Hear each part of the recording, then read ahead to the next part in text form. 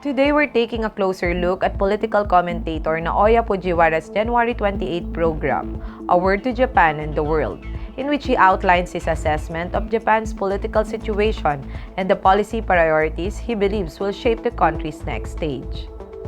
Fujiwara begins by examining recent local election results, noting a string of defeats for candidates backed by the ruling Liberal Democratic Party.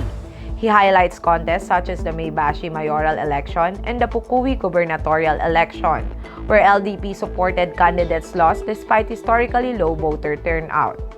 According to Fujiwara, this outcome suggests that traditional organized voting structures, which have long supported major parties, are losing effectiveness. He views this as a sign of growing voter disengagement and weakening political control.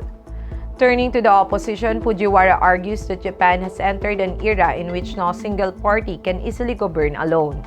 While he notes that Komeito maintains organizational strength and a centrist appeal, he describes the broader opposition as fragmented, concluding that coalition governance will likely become the norm rather than the exception. Fujiwara then places Japan's domestic situation within a broader global transformation.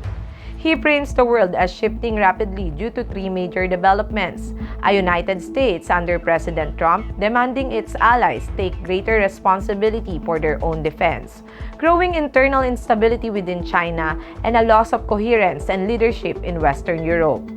In this context, Fujiwara argues that Japan must recalibrate its national strategy, prioritizing the avoidance of war, strengthening the yen, and reducing dependence on existing global systems that are becoming increasingly unstable. On foreign and economic policy, Fujiwara welcomes what he sees as clear national direction. He supports moves towards ending large-scale foreign labor acceptance, clarifying Japan's stance on avoiding military conflict and pursuing a stronger currency. He argues that a stronger yen would lower import costs, ease inflationary pressures, and stabilize daily life for households and businesses, even amid global economic uncertainty.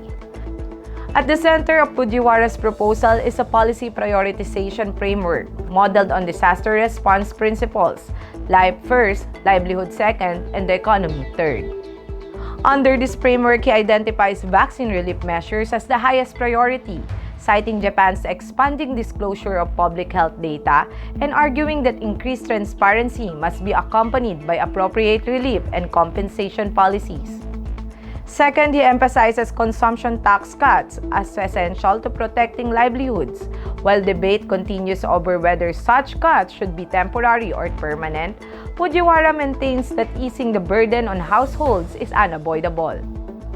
Economic recovery, he says, should follow built on lower costs, a stronger yen, and a long-term stability rather than short-term export expansion. Fujiwara concludes by stressing the importance of coalition-based policymaking and the active involvement of younger generations. He argues that younger citizens who rely less on traditional media and gather information independently will play a key role in rebuilding Japan's political system. Overall, Fujiwara presents his analysis as a call for pragmatic prioritization and adaptation, arguing that Japan must respond decisively to both domestic change and a rapidly shifting global order. I am Lovely Montoya of Manila STV.